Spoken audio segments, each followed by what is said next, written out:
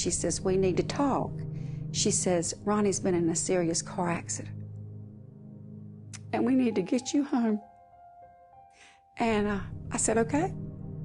And I tell you, after that, I don't remember much coming home. Clarice Holden was on a business trip to New York City when a coworker knocked on her door with frightening news. I didn't find out any of the details until I got home the next morning.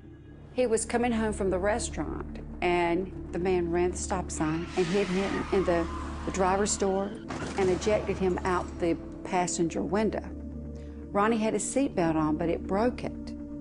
And when it threw him out the window, the car actually turned over a couple of times. But thank God it didn't hit him. It would have crushed him. The young man, unfortunately, that hit him was killed instantly. Ronnie was seriously injured from the accident. He was in intensive care. His neck was broken in 2 places, and his left leg was shattered. Trauma surgeon Dr. John Gary Maxwell worked on Ronnie's case. He had a ruptured colon that wasn't apparent initially, and we were very busy taking care of his head injury and his broken bones, and then it became apparent that there was something very catastrophic going on in the abdomen. So he required another operation to take care of that. After the surgery, Ronnie slipped into a coma, and the doctors gave Clarice terrible news. It doesn't look like he's going to make it.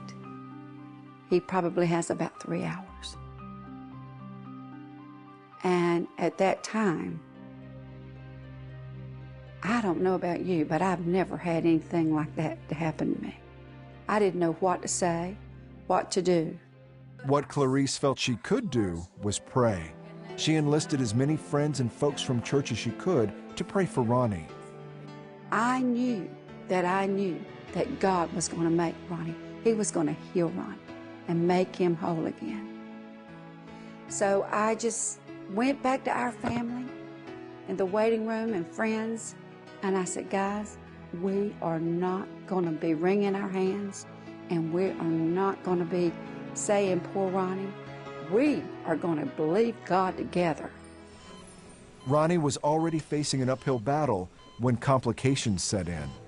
Ronnie's trauma score was was so high that the predictors for his recovery were very low. And if you looked simply at the scientific predictors, he had a very low chance of survival. And then with the ruptured colon, he had sepsis, he had bloodstream infections, he required a great deal in the way of antibiotics. Clarice filled her husband's room with prayer, hymns, and healing scriptures. She made sure everyone prayed for specific challenges Ronnie was facing. He would have a major thing going on every hour. Some part of his body was shutting down. A fever was going up. They'd have to pack him in ice to get his fever down. It was just his kidneys would try to shut down. Infection in his system. It was one thing right at another crisis. When you're told, nothing can help him, I just needed to know what it was going to take to get him through the night. And then we went from Pacifics every day, every hour. What do we need to get through this? So we asked for exactly what we needed. And that's what we got. One by one, each medical crisis was averted.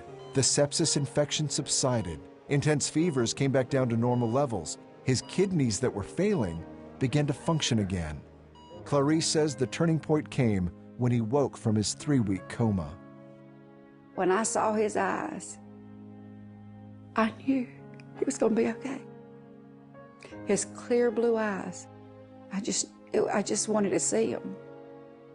And when he opened them, I knew he was going to be okay. 52 days after his accident, Ronnie left the hospital. Today, he's healthy and doing well, and his intestines are functioning normally. Ronnie believes the power of prayer saved his life.